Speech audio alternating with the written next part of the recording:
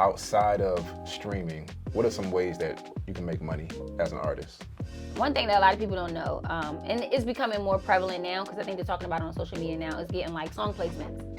I think that that's huge, honestly. And I'm not just talking about like, because you can of course write for other people, but that's not as easy as people make it seem, because they're always like, oh, you can write, I can hear Beyonce singing this song. Well, who know Beyonce?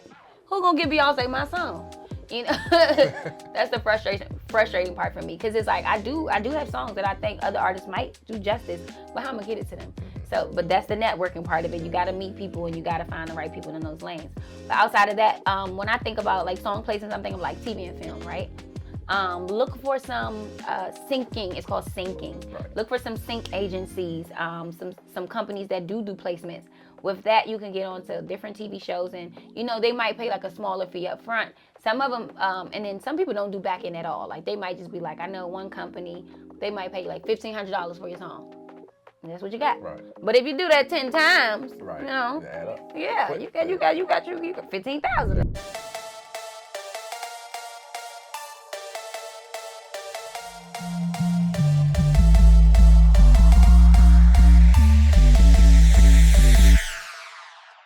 What's going on? You are now tuned in to another episode of Mind Your Business. I'm your host, Maceo Tendaji, and this is a show where we give you all exclusive access to entrepreneurs and creatives and artists to give you insight on their day-to-day business operations and their creative process. Today we have a very special guest. I'm talking about a singer, a songwriter, a performer, and just a full-blown entertainer. None other than DC native Janae Music. We're gonna crash her studio session today. She's gonna talk to us about her new project and share different ways that music artists can make money in the industry outside of streaming. So you don't wanna miss this. So without further ado, let's get straight into it. I know you're no good for me.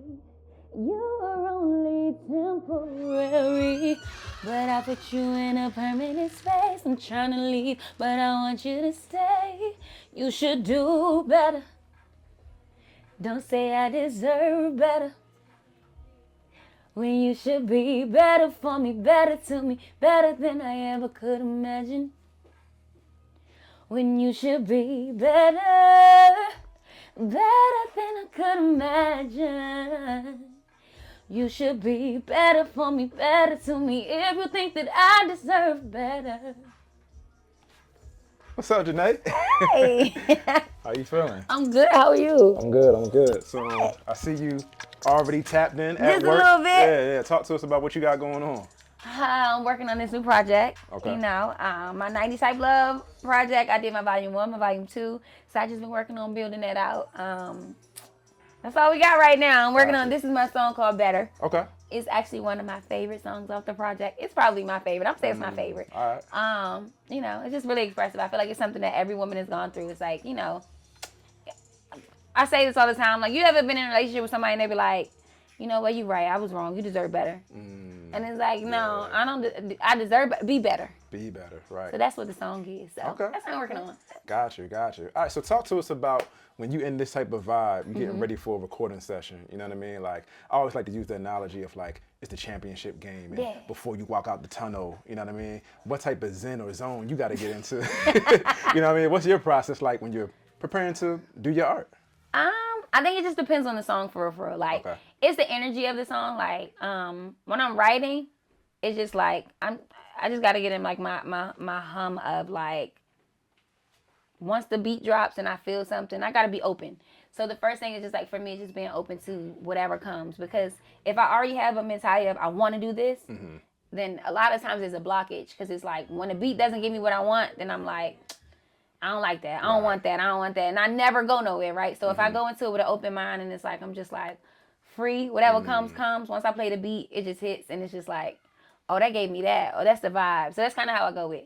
But once I'm like in the studio, once I already have it written and I know where I'm going, I kind of like to feel what the song is saying. Right. Then it's like, if it's a sad song, you gotta be sad. Right. Because really, sometimes I think that we overthink it and trying to like get the notes right and get certain, tones and all that. And yes, all of that matters. But the biggest thing is, for real, you can have the worst voice, but if somebody can feel what you feeling, right, it don't matter. They're gonna sing it with you anyway. Yeah, right. So I think that's the main thing for me. Like, once I know what I'm going after and what I'm trying to do, is like, I gotta put myself back in that feeling of what it was that made me write that. Right, got you. No, I love that.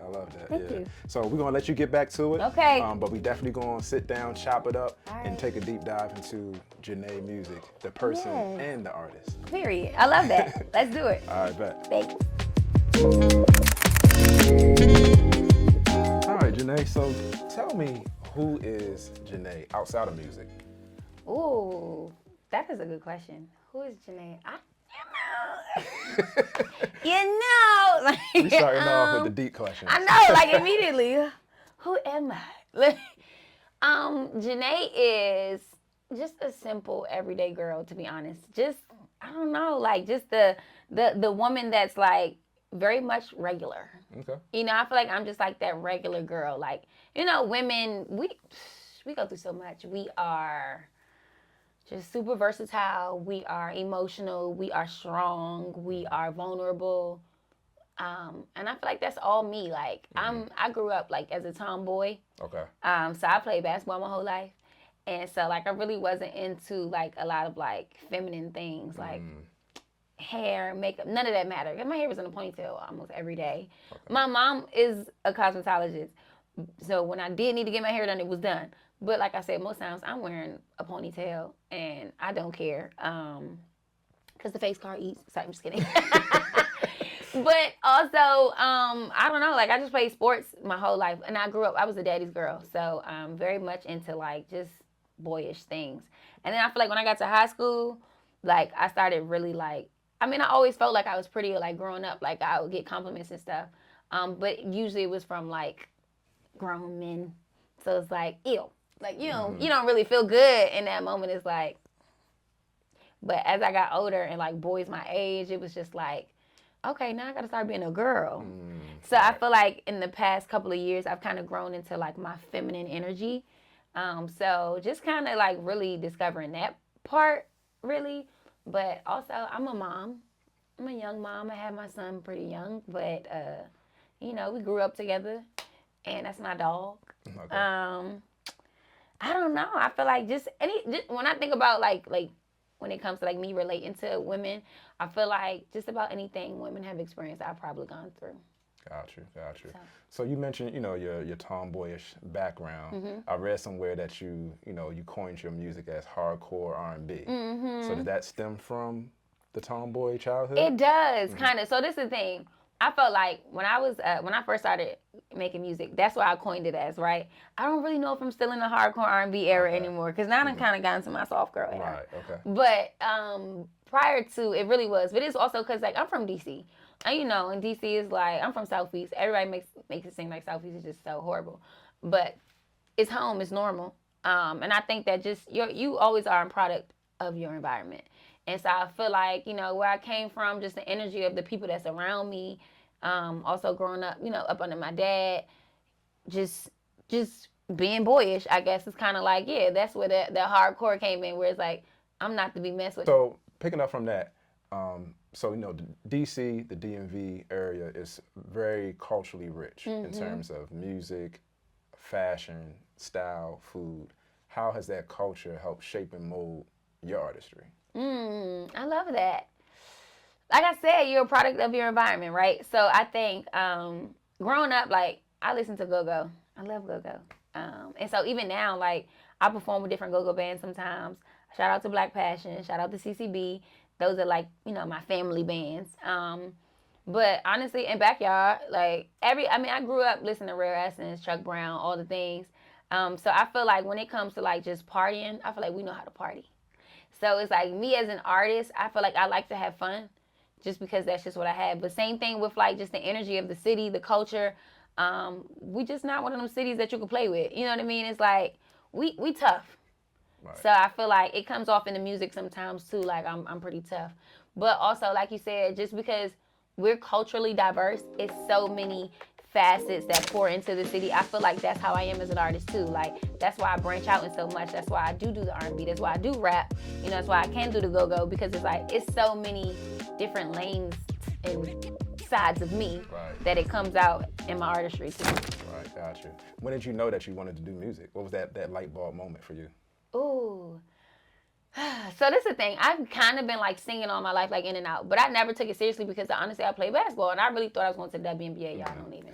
I thought I was going to the WNBA. I used to Cheryl Swoops, Tina Thompson, Right. to death. But so I had my son, and my hoop dreams went by the wayside. Right. So I was like, all right, I still got to figure out my life. So I went to college, and while I was in school, there was this collegiate competition. And I say this all the time because I'm just so grateful for it because it did give me my aha moments. So I did this collegiate competition. It was called Battle of the Voices. And it was just like the DMV area schools. It was like University of Maryland. I went to Trinity, Georgetown, American. So it was like all of that. And so you had to do a audition at your school, and you had to like compete against the people at your school. And then whoever won from the school got to represent the school in the bigger competition. So I won at my school. And I was like, okay, shocking. I mean, I knew I could sing, but I just really, didn't really feel like I was a performer because I wasn't. Okay. And then when I went to actually do the competition, I met Checky Thompson, and it was just such an amazing experience. Shout out to Zeppelin. And he put it together. And when I did it, like they had like this whole performance thing where it was like an award show. You know how like in an award show they bring in people and they do like one song together, but like 3-4 people. Right. They did that, so everybody had like a part in the song, and we came out from the balcony, and it was a whole production. Right. And I was like, oh my God, I want to do this. Yeah. And that was my aha moment. Like I can do this. Right. And then I made it to the next round, and I was like, I can do this. Like.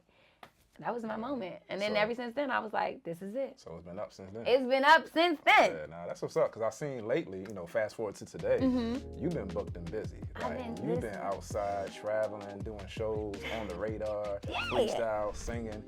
How have you gone about marketing yourself, right? I want to transition more to the business side of things now. How do you market yourself as an artist?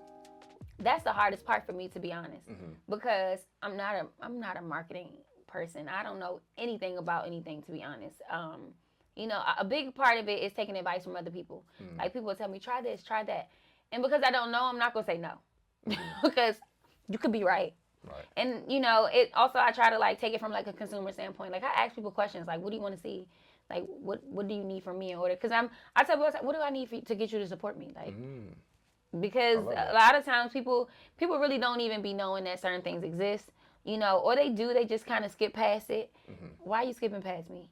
You know what I mean? And I don't ask it in a negative way because I'm not, it's no beef. Right. I just really want to know. I want to know what I can do better so that I can get, what I'm trying to get. Right. But marketing wise for me, I when I first started, a lot of people just asked me like, what's your lane? What's your brand? And I hated that question because I didn't know. And as I've grown into me as a music artist, I've observed other people in their journeys, and people were like, you got to pick a sound, you got to pick a lane, you got to pick. And what I realized and what I learned over time, just from what I experienced and what I like and don't like, and I discovered that a lot of times when they do that, they put people in a box.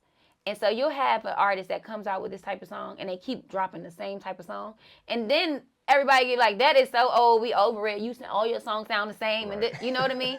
And so thank God that I was able to see that. I'm like, yeah, see, no, that's why I don't have a lane. That's why I'm able to do both. That's why I'm able to maneuver around. But I know that that's hard to market because people feel like you don't have a certain audience. But my thing is, I'm big on just genuinely being me. And like I said earlier, just me being versatile and like feeling like I can relate to every woman. I feel like that's my music too. So it's going to be, I market to everybody. There's a song, in most of my projects, I feel like I came out with a song called 4 for 4. And I did that because it was 2 rap songs and 2 R&B songs, and 2 singing songs. And one of them was like, each of them had just a different vibe, a different energy. And I did that because I was like, one, this is my lane in all of them. But also, I want everybody to listen and pick the one that works for you. Because there's something for everybody in my repertoire. Right. It's just, you may not like the entire project, or the whole project may not be for you. But there is a song there. There is a song or two that you're going to rock with. I'm like, okay, no, I hear you. Right. So. Right, now I love that. And I'm going to highlight what you said about asking people what they want to hear from you. You know, that's no different than like when businesses have customer surveys, right? You're trying to get that direct feedback from your customer so you can fulfill that customer's needs. But I've never heard an artist approach it that way. You know what I mean? So that's really good to have that. First of all, to even have that rapport or relationship. To even reach out or follow up with your listeners, you know what I mean? So I'm that's trying, really good. you know, because you know people always ask me like, what are you missing? What's your big break? And I know mine is my struggle is marketing. Like I'm saying, I'm not good with content. You know, like Right. I'm not good with the creative process behind that. Like for me, my creativity isn't my music. Right. It isn't my performance. So when it comes to like the stuff on social media and all, I'm not good with that. You know, and I know that like people follow me on social media because they're like, oh, she's pretty, and I'm like, but I want you to listen to my music. Right. So a big part of it is like I want to put a mask on and be like, whoever is here with me, I need you to be here for this reason. But then people already know me too, so it's like. But then I do accept. I love that the people that are there for my personality. Right. Like for me as a person, because then it's like we can connect, even if it's not for music. I do like connecting with people, so that matters too. But yeah, that is the biggest thing for me. I do recognize that marketing is probably the hardest struggle for most people. For most people, you know, everybody's looking for a viral moment because marketing is so hard. Exactly. They want that quick microwave success. They just want that big break. And that's the thing. And I think that, you know, when you do get that, it's like you got to live in it and but you got to be prepared for it, right? Right, yeah. It's always people be like, okay, well, if you get a hit, then it's like, can you get another one? Can you get another one? Baby, I got 10 of them in the cut. Right. Just take it off. Yeah, I'm going to follow up. Nah, but you know, it's like you said, it's that quick microwave, of course, because but also I think that when people say that, I don't necessarily feel like that's true. Because, or I'm not going to say not true, but I'm going to say it's not fair. Because the reality of it is, people could have been working for 10 years. So it don't feel like microwave to me. Right. It feel like I've been putting in this grind, and I finally made something that popped. Right. And that's okay. Yeah. We don't know people's story. We don't know we don't know how long they've been doing this, and I think that that's something as a society that we do a lot. Like they be like, "Oh, industry plant." Stop saying that. You don't know how long this girl, this man been working. You don't know anything. Yeah. Granted, yes, somebody probably did look out and put them on a platform, but that comes from networking. Right. That comes from knowing the right people. That comes from building up where you are. Exactly. And that's what I'm trying to do. So when people ask me about like, how'd you get this opportunity? Networking. A lot of it is because honestly, like, you know, I'll make money off of it, but then it's like, I got bills to pay. Yeah. You know, I'm grown. I got a life to pay for. So when it comes to, you know, figuring out like putting it back into the music, it's hard. Yeah. So, yeah. So your creativity, where does that stem from? What is your songwriting process like? Like, is it something that you hear or you just reflecting on, you know, something in your past? When you set out to write a song, what does that process look like? I think it's different for each song. So like if it's required, like you gotta write a song, I gotta write something, then it's like, honestly, it's just like whatever comes to me in the moment. Like you play a beat and it's like, all right, I like this beat. Whatever the beat brings me, majority of the time is whatever the beat is. If the beat tells me something, that's what I go with. Right. But sometimes it comes from a place of pain or a place of experience where it's like, okay, I felt this, I'm thinking this, and now that it exists, I need to get it out. Right. So a lot of times it's that, and sometimes let me tell you, I have like 1,000 notes in my phone because I'll wake up or I'll have a thought and I'll be like, ooh, that was cute. And I'll just kind of like jot it so that I don't miss it or I don't forget it. And then like when it is time to write a song, I'll be like, this gave me that vibe. Let me go back in my notes and figure out what line was it that put it in the line. And then it's like, all right, cool. Now I can make a song off of that. Yeah, I do the same thing when it comes to filmmaking, like screenwriting. Like I got just a long list of notes of just random stuff. And he's like, I'm gonna tell this story today. Exactly. I love it. Or I just pull a quote from, you know, I'll add something from one of my notes to a quote or a line in the film. So yeah, that definitely works. Yeah. So the business, how do you transition from artist to an artist who's conducting business? What are some things that you got to have in place in order to, you know, have your business in order? You know, before the success comes, what are some things that artists should have together? I think like first and foremost, you need to have boundaries. You need to know what you're willing to do and what you're not willing to do. You need to know why. Because I think that people will judge and be like, oh, you did this for this, you did this for... You don't know my story. You don't... What's for me is for me. What's for you is for you. What worked for me ain't gonna work for you. And vice versa, right? So know your boundaries. You gotta first know yourself and know what your limitations are. Am I okay with this? I am if I get this. Or am I okay with that? I'm not if I don't. You know what I mean? Know that. Figure that out. Know what your limit is. That's first and foremost. Because once you can do that, you can say yes and no to everything. Because every opportunity isn't a great opportunity. Right. But also, there's some people who just need opportunities. So you never know. You walk through a door and you didn't even know that this was the door you needed.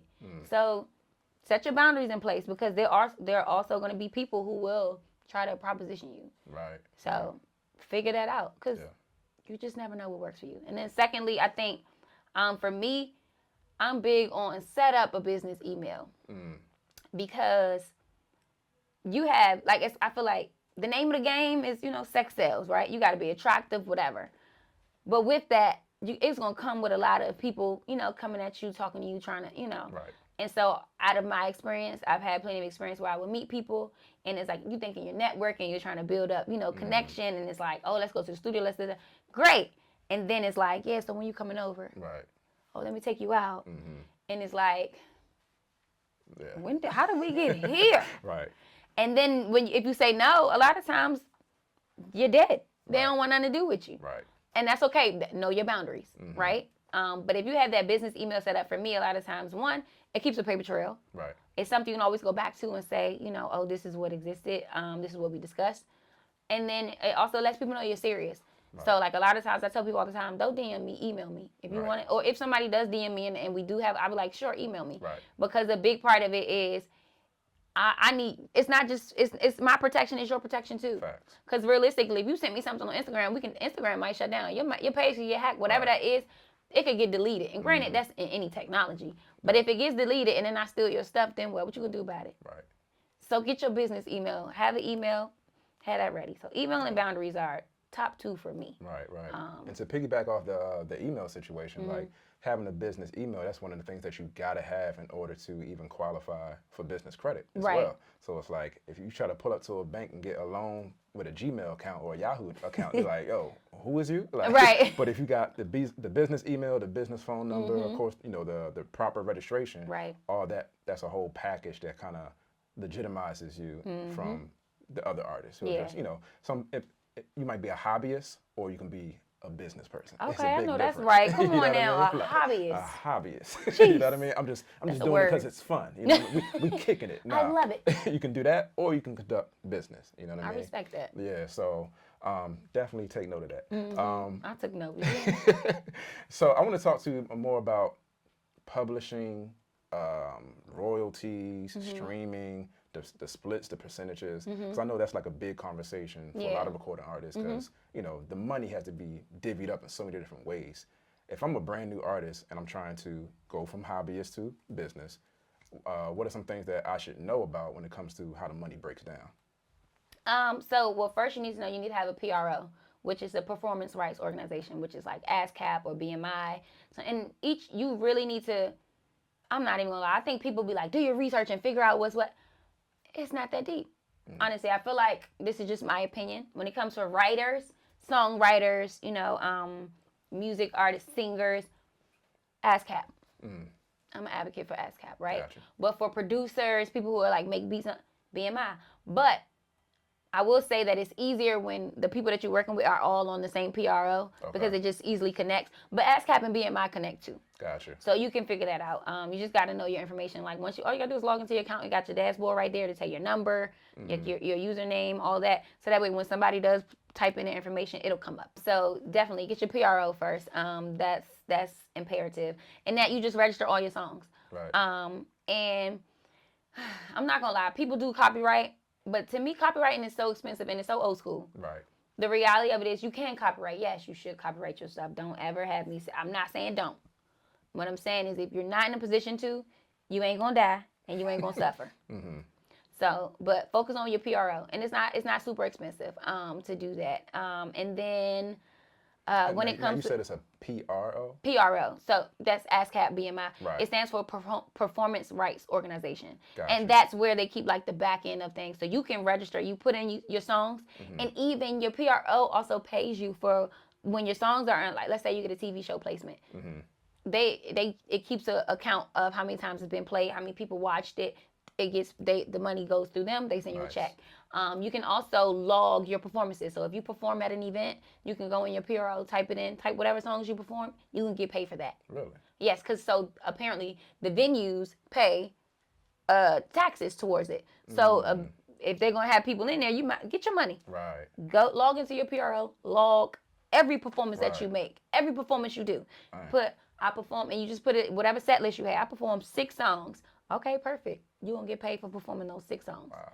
Even whether you got paid by the venue or not, even if you didn't get paid for your performance, and it's not a lot. It's not a lot. But Right. it's something. At least you're still getting something. For sure. Right. And For once sure. again, it's probably a lot of artists out here who don't know that. They just Yeah. pulling up to doing open mics or different types of shows, and they just. And you should keep doing open mics, Right, but just for log sure. the stuff in your Just PRO. log it. Right. So now, does the PRO handle like licensing your music? So say it does get picked up by a TV show, do they handle all the paperwork of like the licensing process, or is that something that you have to do or your manager? So the PRO, it goes through the PRO still. Okay. Because again, the song is still registered to you. If you are the writer, it's registered to you. Your PRO is what you provide to the people. So it depends on how you go about it. So let's say, for example, for me, I did a song. I already had my song registered. I have a couple of placements. One of them was already done. The song was already out, and so when it got placed, you submit your information from your PRO to the company that is placing the songs, because then it's their obligation to put it through the system. When they put it through the system, it'll show up on your in your PRO. You can go into it and you can see exactly what TV show, what season, which episode, all of that is specific about that. Nice. So it shows up on your PRO. So technically you have your PRO in place. So when you do submit it, if you don't have a PRO in place, they're not going to accept it because they can't get you paid that way. Right. They can pay you up front, but they can't do on the back end. So you have to have it in order anyway. So when it comes to licensing and stuff like that, it's the same. It's basically the same thing. You just basically sign. You give them the splits. So the splits is, and there's different ways to go about the splits. The PRO does have the splits on there. It goes for the writer, the producer, all of that, right? It's really your publishing.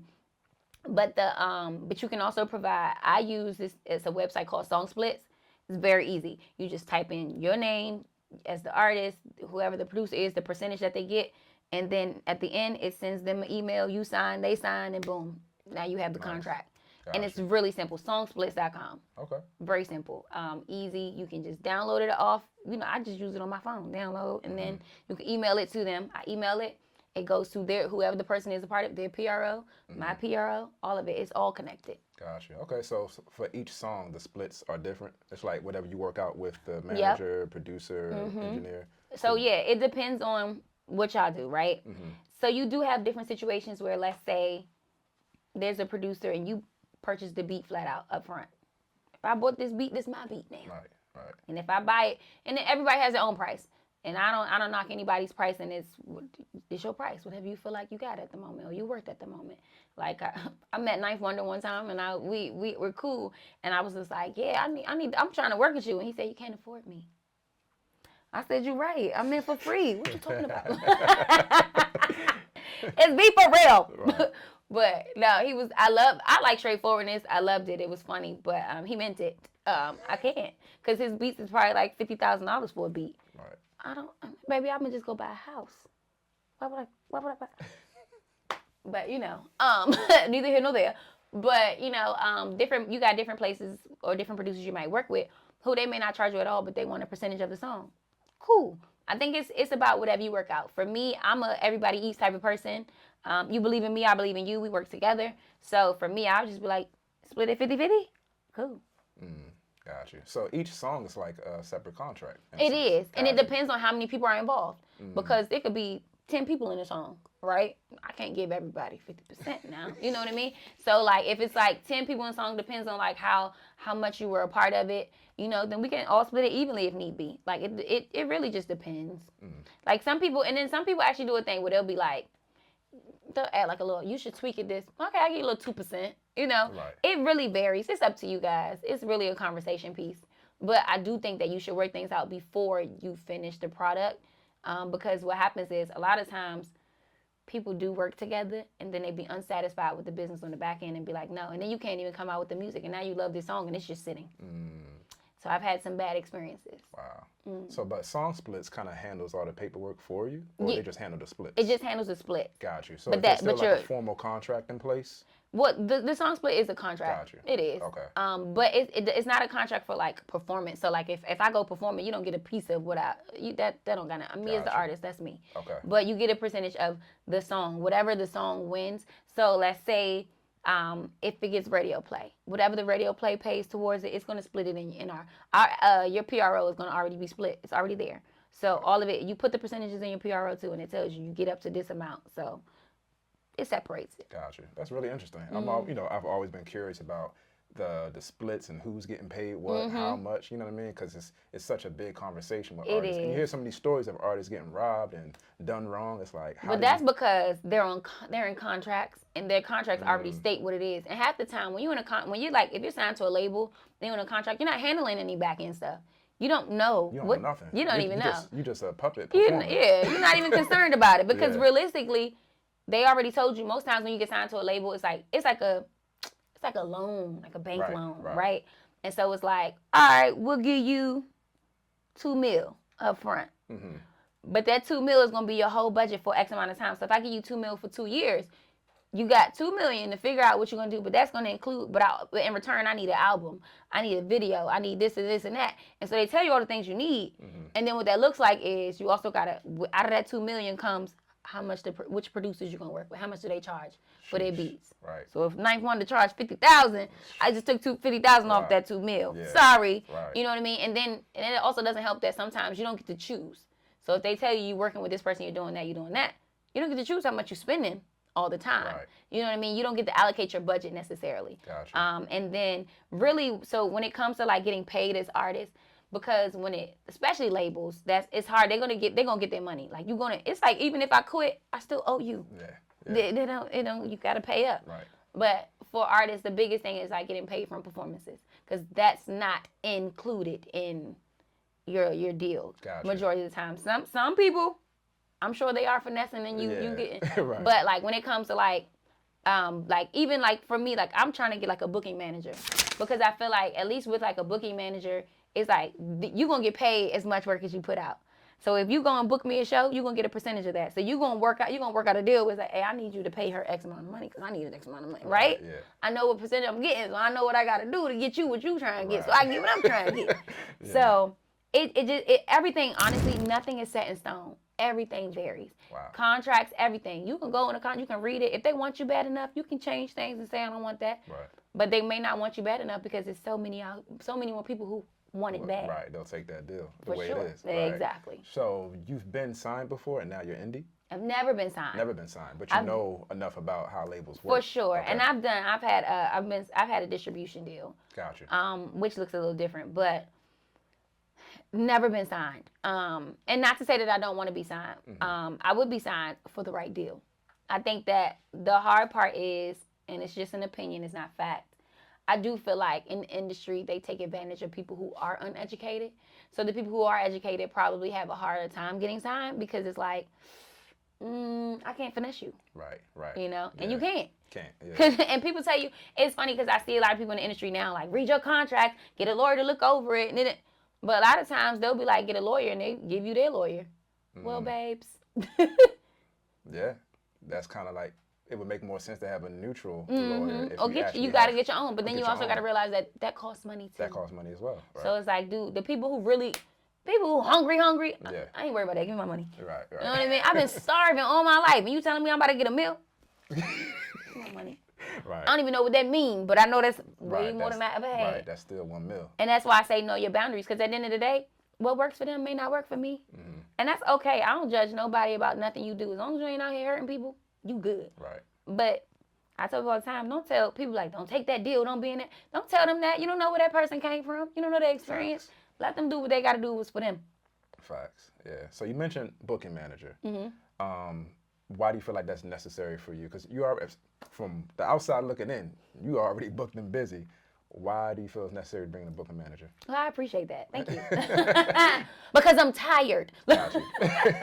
You're doing everything. I'm about to say, I'm handling everything. Like, I am tired. I feel like, I'm communicating, I'm responding, I'm trying to, be as professional as I can be. But also, I think that a lot of times when you are working on the business side, it takes away from the creative side. Facts. So I can't remember like the last time that I was able to like get into the studio on my own and do my own sessions, because it's like I got so many other things to do. Like I completed my project and it's like I got to create a plan for the project. What's my layout? Then I got to set up. When I go do the marketing, okay, so now I got to go to New York. All right, when I go to New York, I got to contact all of these um, uh, platforms to try to see, okay, what do I need to do to get on your platform? What we got to do? Now I'm handling the communication there. Then once I set that up, okay, cool. Now I gotta pay. I gotta get my flights in order. Sheesh. I gotta get my stay in order. I got everything. I gotta do. I'm doing everything. I understand that now. So yeah, so it's like, at least somebody go book me something. Right. At least if somebody's booking my shows and they know what the pay is and all of that, I can trust you to handle that. And you got to know what I'm okay with and what I approve and all that. And you can run it by me like, hey, would you want to do this? Yeah, sure. Cool. Right. It just take things off your plate. Right. It's a little elimination. You just want to delegate some responsibilities. Yeah, that's all. So that you can get back to being an artist. Yes. Yeah. Because I want to get back into my creative bag at some point, and I feel like sometimes I fall off the wagon with that. Right. Yeah. So your recording sessions, who's the team, who's the crew that's, in the booth with you, and what does that collaborative process look like between you and an artist, not an artist, but you and an engineer, or maybe it's another songwriter in the room, the producer in the room. What does that process look like? Like, how do you like to work? So that varies per song too. Okay. Like I'm trying to tell you, like everything is. I know that a lot of people are like just one way, but it varies. I think the first thing for me is just whoever I'm in the room with, I gotta trust them, and not trust them in like with my life, but just trust them in musically, or like trust their ear, or trust that they want what's best for me. Because sometimes I'll create something and I'm stuck in my ways. Like I wrote it like this. I want it. Of course, I know the words. Like I wrote it. Like that's how I be feeling. Like. Right. And they'll be like, I think you need to try like this. You need to switch it up. And I just be like, no. But if I trust you, I'll be like, all right, we could try it. I'll be like, but I wrote it like, you know what I mean? And I can be stubborn sometimes. So I do stand strong, and because it's still my artistry. Right. But at the same time, I also got to understand that it's not just about me, because I got mine off. I wrote it. You know what I mean? I expressed it. You did what you did. So now it's like, consider the consumer. Consider the consumer. So when I am, in a space where I am working with somebody, it's got to be somebody I trust. And it depends. So each project has been different, honestly. These last two projects, I worked with one guy. His name is Love. He is the advocate for like Black Love. He has a clothing line called Black Love. He's an amazing songwriter. He's very passionate. And his Instagram is who TF is LV. So it's who the F is love. Gotcha. Okay. But he's really, really good. And so we work together because we both have the same vibe when it came to music. We were talking about just like our energy and the type of music that we love. And we were kind of stuck in this 90s era. And he was like, yeah, you do like this little 90s, like, and I was like, yeah, that's me. And he like, me too. And so listening to his music, my music, it just coincides really well. Right. So in these last two projects, that's why I did the 90s type love, Volume 1 and Volume 2. Yeah. Because we really meshed on it, and we were kind of just in our bags with our 90 vibes. Yeah. Let's talk a little bit more about that project. Okay. Yeah, go ahead, plug it. 90s Type Love Volume 2 is out now. Volume 1 is out too. Volume 2 just dropped. So Volume 1 was like I said, he's an advocate for Black love. So he was like, I want this project to be on love. Like, I wanted you to give, don't be bad. We got so much bashing music these days that we were just like, let's do it on love. So we did. And the first project was just like songs of me like loving on a man. Like just saying like, you are just everything to me. Like, I love you. You are just, you perfect the way you are. And even though you're not perfect, you perfect for me. Like, you my man. I love you. That's what it was. It was like, just a little vibe. So then the second one, I was like, okay, we did the relationship. Now we're going to the heartbreak, like the breakup. But that's why I said I don't really feel like I'm in a hardcore R&B right now, because now I've gotten to the space where I'm a little more softer. Yeah, there you go. I couldn't think of the word. Right. What is the word? Not hard, but soft. Definitely a little softer. I felt like, and even in the breakup songs, it's not bashing. It's just more so like I'm hurt. Being a little more vulnerable than being angry. Or then being, just rough about it. Yeah. Or being like, forget you. Like, nah, just like, Dag, you hurt me. Yeah, you're just expressing how you feel. Yeah, it's really expressive. And I think that it came together beautifully. Yeah. So, yeah, those. But it varies. Even like recording, like he actually made me learn how to record myself. Okay. So I can engineer myself just a tiny bit. Just a tiny bit, nothing too crazy. But there are some engineers that I absolutely love working with where like they know me and they have a great ear. So like I can record something and they'll be like, try backgrounds like this. That I love. When you can give me feedback, because people will can tell you all the time what they don't like. They can never tell you what they do like. And I'll be like, talk about it. They'll be like, I don't like that. I don't like that. Okay, right. Well, so what should I do? I don't know, but I don't like that. That's not a critique. That's you just saying I don't like it. It's not improving the product. At all. It's not improving the artistry. If you don't like it, it may not be for you. But how can you enhance the product? Right. Can you get it right for the right consumer? Correct. And I'm like, man, it drives me crazy. Yeah. I'm like, bro, you saying you don't like it does nothing for me, and it does nothing for the project. Like, that's why don't even talk to certain me. engineers, I'll be like, when they'll be like, okay, try it like this. I'll be like, okay, I'm coming back. Right. If I record with you and you give me pointers like, hey, try it like this. I think you did that, but I think you should try it like this. You say that to me, I know you listening. Right, exactly. Because there are engineers who are just recording. They'll press record and let they just trying to get a check or whatever. Well, that's the thing. You paying for studio time. You ain't paying for my opinion. Right. People make trash music all day, every day. And some people like it, some people don't. But at the end of the day, sit back and let them do it. They record. And they be like, okay. Right. How was that? You listen back and let me know. That's what they'll say. Listen back and let me know. Oh, man. Oh, no, I'm not coming back here. Right. But if you be like, ooh, I heard a little something, try it like this. Yeah. You listening to me. We connecting. He cares about you the care, artistry. you right. do. Yeah. And it's only a couple of people that I work with that do that. Yeah. I'm probably like three engineers, and I'm like, yeah, you got it. Yeah. And they family to me at this point. Right, point. Keep them locked in. Yeah, I don't care I don't care where I'm at in the world. When I get my money, right, I need all y'all to come live on my on my compound. Right. Because the days that you got to be with your kids, I need you to come over here and get in the studio. The days you got to be with your kids, we got to figure this out. Right. I want to buy acres. We all going to live together, okay? Right. A castle, if you will. Nah, I love that. It's like once you find a good team, it's like you got to lock in. You got to. Because there's so many people who just don't care. Either they don't care about you as the person or you as the artist or just art itself. Yeah, you know what I mean? or they don't believe in you. Don't believe in you. And that's okay, that's too. That's okay, yeah. Like, that is so okay. You don't got to believe in me, but I'm going to find the people who do. Right. You know what I mean? And I'm locking with them. Man, that's imperative. Just believing in yourself and having confidence. The confidence is key because it separates you from a space where it's like, I'm relying on other people. If you believe in you, when somebody tells you, I don't like that, okay, cool. You don't like it. Right. Thanks. I had a friend the other day. Listen, my friend told me the other day. She said, she asked me about I had a show last night, and so she asked me. She was like, "Well, what song are you doing?" And I told her, and she said, "Can I give you feedback on this song?" And I said, "Why?" And she said, "Cause it's just some things that I don't like." And I said, "No." And she said, "Why?" I said, because I like it. Right. I like the way I do it. Yeah. I made it my own. I did it how I want to do it. That's how I want to deliver it. And so you may not like it. People's feedback, they'll point out the negative. They don't have another suggestion or a solution to. No, she had a suggestion, but I didn't care because I didn't because I knew what I was comfortable in. I knew what I enjoyed doing. And guess what? When I did that song last night, everybody loved it. So I got the feedback that I wanted. Exactly. And maybe it could have been better in her eyes. It could have been. Right. And I'm not even gonna lie, I actually messed up during the song, but nobody knew. Nobody knows. And it doesn't matter because the confidence is I did it. Right. Yeah. And I loved it, and you better love it. Right. The song resonated for the people it's supposed to resonate with. You know what I mean? So I love that. Do you have a vocal coach? I do now. Okay. I didn't prior to. I've gone like my whole life. I tried when I was younger, and I told my dad like, "Oh, I can sing. I want to sing." He tried to give me a vocal coach, but she was so far. I only went to like 2 lessons, and then I never went back. And so I tried to do another vocal coach later, but it was like they were so busy, and I was like, dang, I tried 2 other people, and it just wasn't connecting. It never worked. It never stuck. I went to 1 lesson with one, and then the other girl I couldn't get on her schedule. So it was just like, right. It's just, and I get it because you have a life, and people do vocal coaching mostly on the side because it doesn't pay like a whole lot. Like you pay per session and all that, so I get it. And so I didn't for a while. But then a couple months ago, I met a young lady, and I heard her singing, and I was like, okay. She's like, no, I do vocal coaching. And I was like, girl, let's connect because I need some help. Like, and not even that, because the thing is, I do feel like I sing well.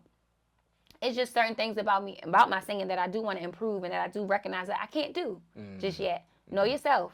Right. Be confident in who you are and what you got, but know yourself. And for me, I know myself and I know what I need to work on. So I did, let her know, like, okay, this is the lane I want to be able to do. And she was just like, okay, cool. So we focused on that. Right. So her name is Shadea. Okay. She does virtual. So if anybody needs, hit me out. I'll send you her Instagram. She does children. She's really good. But I got so busy that I kind of fell off because I just been traveling a lot. Right. And I haven't. She does do virtual, but by the time I sit down, I'm like, yeah. So what are some of the things that she has helped you with? Like how has your singing improved since bringing her on? One big thing is I know I focus now more on breathing. Okay. I do have good stamina because I work out. So regularly I can breathe well, but it's a difference between like holding a note and like holding a push note. So focusing on my breathing has been a big thing that I think a lot of people just don't think about. Because when you're singing, you're just singing for the feel. Right. And it feels good. Yeah.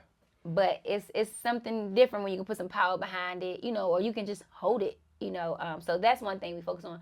The second thing that I told her I wanted to work on was runs. So and I don't say this as no dig to myself, this is me being honest. I'm a straightforward singer. Like I'm a top note singer. I have range. I can, from the highs to the lows, I can belt all the things. But like I didn't grow up in a Baptist church. You know what I mean? Like when I was young, I went to a Catholic church. Okay. And so it's damn near, it's almost opera. Right. Right? And so it's like, with that, it's just, we didn't have all the woes and all the holiday. When they get the jumping and screaming, I didn't have that. Right. Okay, there was no jumping and screaming. Yeah. So I was like, all the friends and stuff that I do have that do music and they grew up like that, they can wail and I'm like, oh, I know that's right. I can just enjoy it. Yeah. And the thing is, I can mimic very well. That's really how I learned how to sing, mimicking people. Okay. But I didn't know how to create it on my own. Gotcha. So like I can hear somebody do something, I can do it back. But when it comes to certain runs, when they do a lot, I struggle with that because I'm like, what'd you do? Where you going? So I had to rewind that. Yeah. Slow it down. So she's helped me more like slow it down, get those notes, knowing what the notes are, hearing them, hitting them, and then putting it all together. So that's a big thing. But what I do want to do moving forward is being able to create it on my own, not mimic, but create my own lane of it. Right. Gotcha. Okay. Yeah. Well, I hope the lessons go well. I'll be looking forward to hearing those. A little growth, okay? And, the improvement. Yeah. Nah, that's what's up. I think it's good to have a vocal coach because I've seen vocal coaching like firsthand. Yeah. And like breathing is like they start off with breathing. Yes, like, they that's do. The very beginning. Like you can't really do much unless you get your breathing under control. And it's so funny because when you first start, you be like, be for real. Right. They got you singing and jogging like, at the same time. Yeah, jumping jacks. Like, okay, singing. now do the. And you like, can we get to the good stuff? Right. And it's like, baby, this is the beginning of the good stuff. You can't get there without you try to skip steps and you don't know the value that it brings. So be patient with it. You gotta have those fundamentals. It's a process. Yeah, for sure. So we talked about the splits earlier, right? Outside of streaming, what are some ways that you can make money as an artist? I think one thing that a lot of people don't know, and it's becoming more prevalent now because I think they're talking about it on social media now, is getting like song placements. I think that that's huge, honestly. And I'm not just talking about like, because you can, of course, write for other people, but that's not as easy as people make it seem because they're always like, oh, you can write, I can hear Beyonce singing this song. Well, who know Beyonce? Who gonna give Beyonce my song? That's the frustrating part for me because it's like I do have songs that I think other artists might do justice, but how am I gonna get it to them? So, but that's the networking part of it. You got to meet people and you got to find the right people in those lanes. But outside of that, when I think about like song placements, I'm thinking of like TV and film, right? Look for some syncing. It's called syncing. Right. Look for some sync agencies, some companies that do placements. With that, you can get onto different TV shows, and they might pay like a smaller fee up front. Some of them, and then some people don't do back end at all. Like they might just be like, I know one company, they might pay you like $1,500 for your song. And that's what you got. Right. But if you do that 10 times, right. Add up. Yeah, Quick. you got 15,000. Yeah. Go ahead, you good. Right. But and if you do, and that's for people who can like come up with songs, like you creating music like easily off the cuff, like you can just come up and they'll do like, you can come up with a topic, they'll give you a topic and then boom, you make a song off of that. Great. Then there's also like sync agencies where like maybe you have songs that you feel like might fit a show. So if you have an agency that you get in contact with the agency, give them some of your music and they'll be like, okay, cool, we like it. They'll shop around your music. And then there's also, like I said, creating a song for a specific movie. There's also some that send out like email blasts where they're like, we're looking for a song like this, and it'll say specifically what the song is. If you already have songs like that, submit it. Nice. So that is huge because it ranges. They might you have some that pay as low as like $300, some that pay up to like $30,000. Right. It depends on the film, the TV show, all of that. But pay attention to the contract because if they want something exclusive, you may not want to do that, right? Yeah. Because realistically, it's like I might want to shop it over here. Right. If you want it, somebody else might want it. And if it blow up, I don't need you restricting me. Right. But it's still your song, so you still get paid on the back end as a writer's fee and all that. So I think that's the greatest way to make money without being like famous, right? As a music artist. And then of course shows, features. Don't be afraid to cross collaborate. But then also don't be afraid to work with people who have somewhat of a budget. And it doesn't have to be a crazy budget because again, let's say somebody pay you $150 for a feature, you get 10 features, you know what I mean? So now it's like, all right, you start getting to a point where it's like it starts adding up. So just be a little more open-minded with that. And then the biggest thing is, well, maybe one of the smallest is performing. You can do smaller venues. It depends on where you're going. But do small venues if you got, some fans in the area, maybe do like ticket sales or, get a fee of the door or whatever. Or like for me, I think for singers, a good thing to do would be like get like a band or a keyboard player, somebody you can work with, and work out a deal with different venues where you would perform it weekly. Or something like that. Because you can do cover songs and you can do your own songs. And you may not get paid a whole lot, but you're getting paid weekly. Got you. Right. Steady. Yeah. No, I love that. I love that whole breakdown that you just gave. There's a lot of different outlets that artists can tap into instead of just relying or depending on streams. Yeah. You're sitting at home waiting all day for them streams. Okay, because them streams you're getting pennies, baby. Pennies, I'm about to say one performance you're not even getting $100 off of your streams. Right. Within, depending on your release, especially up and coming artists like I know it seems like, these big artists, but they're getting millions of streams, and that's from around the world. Around the world, right. And that's not even where all their money is really coming from. Their money is coming from when they go on tour. Right. That's why they going on tour. Right. Because best believe, if the streams was paying, I would sit my butt right in there. Why am I going to go perform? Right. Across the world. Okay? Stressing me. Now I'm tired. Right. I done danced my... When I could sit at home, if I was making money off them streams, I'd be sitting right at home. Right. But streams really aren't it. Yeah. I think that even with that, it's like the labels are struggling. Facts. Because they don't know what to do. They don't know how to make money off of people no more. Yeah. That's why you're not getting no deal if you don't have a certain group of people coming. If you don't have a following, you're not getting signed. Well, yeah. That whole business model is kind of like just in shambles because it's not a physical hard copy disc. They wasn't thinking when they converted to this. They was like it was good at the moment because at the time I think they were battling between like how do we get it out there and the they got the idea of like, oh, it cuts costs for us. Sure, now. Right. But in the long run, it cuts costs for you too. Yeah. But again, they ain't think about it. I don't think they had a choice though because technology is going to move the way it moves. So that's true, but no, you have a choice because you think people would be still out here copping CDs and vinyls? Yes, they would. You know why? Because if you don't release it on there, where they gonna get it? True that. Yeah. True. I say if I don't put it, there's people who don't put their songs on streaming platforms. There's also another thing now that artists are doing, and if you have a fan base that people are loyal to and will buy, you could just get a website that you do. I don't necessarily know all the details, but you upload your music there and have them purchase it from there. That way, instead of waiting for the streams, somebody just bought your album. Right. They paid $10 when you wasn't even gonna get $10 in streams off of a month. Yeah. Direct to consumer. Exactly. Yeah. So no, I love that. Yeah. So it's definitely different outlets out there for you artists. So tap in. For sure. So Janae, you've been, we already talked about how busy you are. You booked, you're traveling here and there, popping up, doing freestyle, singing, and making vlogs all at the same time. How do you manage all the things that come with being an artist and then still make time to be a mom? And self-care. We just skip over self-care. Sorry, I'm kidding. We don't skip self-care. We put self-care in our daily routine. So, like, regularly you do things that you can do for yourself. So, go to the gym if you can, incorporate it. Take a bath once a week. For me, I do like my little face stuff once a week. I just be in my little zen. I play music, and I go through, like, a whole little face scrub routine. It's a scrub, a mask, a wash. Just doing the most, and I feel good because I'm like, after that, I'm like, look at me glowing. I don't even know if I'm glowing, but I feel like I'm glowing. Can't nobody tell me I'm not. Right. But that But honestly, a big part of it is my village. And then it's also, like I said, the boundaries, prioritizing, right? So I certain things I do. I try to maneuver in ways I can. So like right now, I'm Atlanta based, right? My son is in Atlanta with me. At one point in time, he wasn't. At one point in time, he was here in DC. Another time, he was in Cali. But it worked out with him being in Cali because then I would go back and forth between Atlanta and Cali. Right. So the village played a huge role in it for a portion of my time. But even now, like I'm here now and I'm not leaving yet, but I know he has school, so he's gonna fly back, and I have my friends that are there. They're gonna pick him up and they're gonna make sure he gets to school while I'm here. But building that village for sure. Showing up for people because you need people in your life, and I think that people forget that loving others is giving. And so it's not just about receiving. So it's an exchange. I show up for my people, and so they in turn show up for me.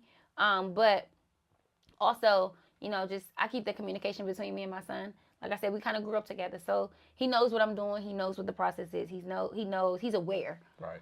So I do talk to him like, hey, I got to do X, Y, and Z, and I give him options. What does this look like? This you could do this or you could do this. So like this trip, he's here with me. He doesn't take every trip because sometimes it's just too expensive. But if it's in the budget and it makes sense, he gonna come with me. Right. You know what I mean? So, and thank God my family is here, so it makes it a little easier. Like, okay, I can come. I get here and then it's like, okay, he can stay. My sister will bring him to wherever I'm at. Whatever that looks like. My friends are here, so it's like right now, I just dropped him off before I came. He's having a whole play date right now, like having the time of his life while I'm working. Right. That's So I do that, but honestly, I'm not gonna say it's easy. Motherhood in itself is not an easy task. It's not. And I know there are people who make it look easy, but that doesn't mean that it is easy. You can find joy in all the things that you do, right? And so I seen this post one time and it was like, I hate laundry. And it was like, but I'm grateful to have clothes to launder. Because realistically, I could not have no clothes. Right. I can't wash nothing. Right. Can't wear nothing. But so that's the joy in it. It's just finding like the positives in it. So yeah, sometimes it's stressful, and I'm not gonna act like it's not. Figuring I cook almost every day. I gotta make sure my kid eat. I take them to school. I do all the things, and it's hard, especially for up and coming people. And I'm not gonna minimize it. Like it's not because, for me, I worked a job, and I had my son, and with no help. You know what I mean? As a fully single mom, and so again, I had my family would step in if I need them to. Hey, can you go pick him up if something came up? But I knew like my son is my priority, and I don't want him to suffer because of my dreams. But one thing that I do know is having those conversations with him. He's so proud. He's like, I love that you went to go chase your dreams. I love that you got, you know what I mean? And then, of course, he thinks it's so cool. He tried to act like it's not cool. Like, nobody cares. Right. But, like, he came to my show last night, and it was a vibe. It was so cool. He was so excited. Like, you're going to do great. You're going to do great. Yeah. And I'm like, okay. Because he's my biggest hater, for real. Like, he be hating. So he was like, you're going to do great. And then, like, after the show, he came and brought me flowers. And I was like, That's nice. okay. I love it. But like it's honestly it's about balance. But I feel like that about life, period, right? Anything you do is about balance. Too much of anything is it's bad for you. So you gotta find the ins and outs. For me as a mom, like I said, the biggest thing I say, communicate with your kids, let them know what's going on, give them options, choices, let them have an understanding, because you want your kids to chase their goals too. You want them to have dreams, you want them to grow into that too. They got to know that it's going to take some sacrifice. They got to know that it's going to take some hard work. And that even though I make it look easier, I might be smiling, I'm also letting you know, like, hey, this is what I'm dealing with right now, okay? I need you to be aware. I think sometimes we work on, like, protecting our kids from seeing the struggle. No, you need to know it is, because I don't want you to get up here and be oblivious. Facts. I need you to be aware. Yeah. But you also got to see me taking it with strides. You got to see me being strong, because then you got to be strong too. Right. And so that's one thing, that I think that's big. I communicate with my kid, but, also just you got to breathe through. Remember your why. Right. If your kid is your why, remember your why. Even if your kid don't have to be your why. I think people, we get caught up in like making our lives around our kids. Like, oh, my kid is my life. And yes, he is. Because honestly, without my son, I probably wouldn't even be here. I've been through a lot. I've dealt with a lot of emotional things. You know, I've dealt with depression and all that. So without my son, I wouldn't be here. I guarantee you that. Because I tell you, every day I made it through, it's because every day I kept saying, I got to go pick up my son.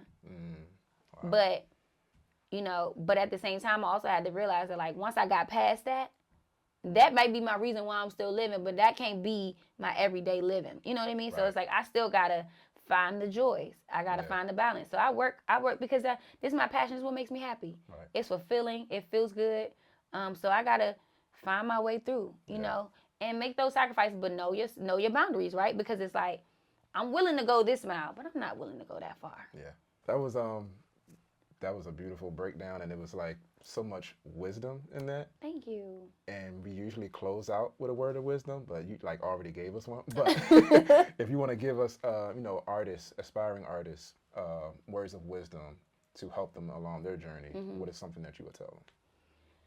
I don't know if this is something that would help artists along their journey, but I tell you something that I believe in, like fully wholeheartedly. I live by this phrase: "Be who you need it."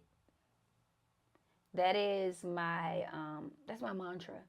So anything that I'm going through, anything I'm experiencing, be who you need it.